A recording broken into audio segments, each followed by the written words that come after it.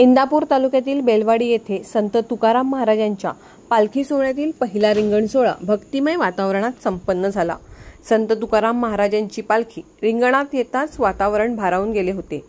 टाळ मृदुंगाच्या गजरासोबतच वारकऱ्यांच्या मुखात ज्ञानोबा तुकाराम रामकृष्ण हरीचा अखंड जप सुरू होता।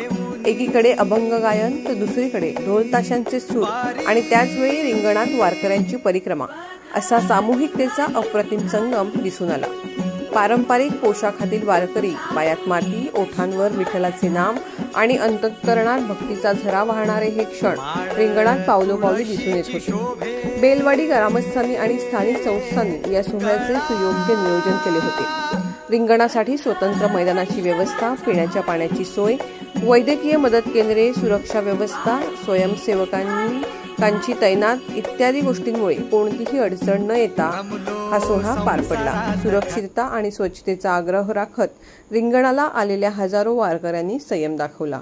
सर्वत्र जय जय रामकृष्ण हरीचा जयघोष सुरू होता।